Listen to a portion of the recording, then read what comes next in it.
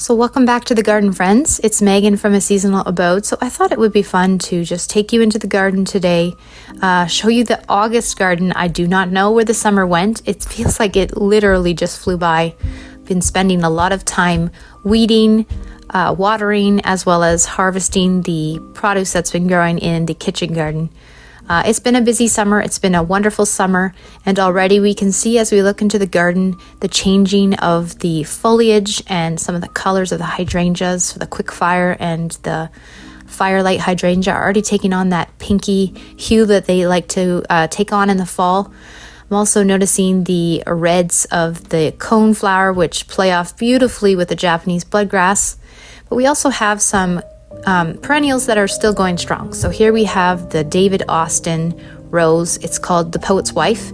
I purchased this spring, and I think it's like 5 times the size as it was when I planted it. It is really loving the location that it's planted in.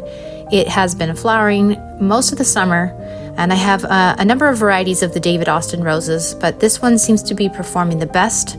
Whether it's location or whatnot, this one is a great performer for blooms. I love the beautiful lemony yellow color, and I think it plays off really nice of the golden jubilee hyssop that I have planted behind it.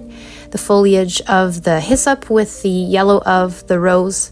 Then we have the moonbeam coreopsis here, and we have a butterfly bush. True to its name, we have had many different kinds of butterflies visiting it this summer. The chrysanthemums are already putting on a bunch of buds. Some of them are already flowering. So if you didn't know this, I come across actually a lot of people who didn't realize that you could just purchase a chrysanthemum at your local box store in the fall, like Walmart or Home Depot. And when you're done with it, you can plant it into your garden. It will come back the following year. I've done that for many years now, and occasional one will not come back, but most often than not, they come back and much larger the following year. So here we have the kitchen garden. As you can see, the garden we planted this spring is really doing well. The perennials have put on quite a bit of growth. We have had a lot of rain this summer. Already seen different things that I want to move around, add to this new garden area in the spring. It's exciting to plan for that. This is the catmint here and the sedum. The little lime punch hydrangea hedge, which is growing very nicely. It's putting on the pink as well. And here is the New Dawn climbing rose. This rose has also put on a lot of blooms this summer.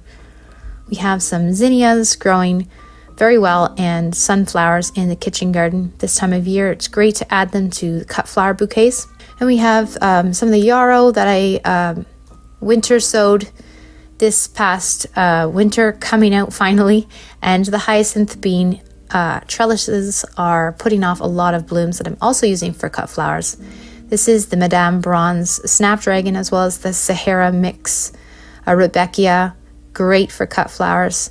Dahlias, I don't know if anyone else in Zone 6 has had a late set of dahlias, but I think I have 2. My 3rd plant variety is finally blooming. This Cornell Burgundy dahlia is finally blooming, but I have had some varieties that still haven't put on blooms, and we're already heading into September. Don't know what it is with that. Haven't had that in the past, but I think next spring I am going to be potting up my tubers a little bit earlier and just giving them a bit of a head start so that I can get some blooms earlier in the season next summer. The grasses are really starting to put on the plumes for the fall. And this is the new little mini makeover I still haven't showed you actually. So I played around with the front garden a little bit, tried to add a little bit more midsummer interest to it. So we added some denim and lace Russian sage, as well as some lamb's ear, because they just are some no fuss, easy, beautiful plants. So I'll be sharing that video with you soon. But the denim and lace Russian sage was a good choice, I think.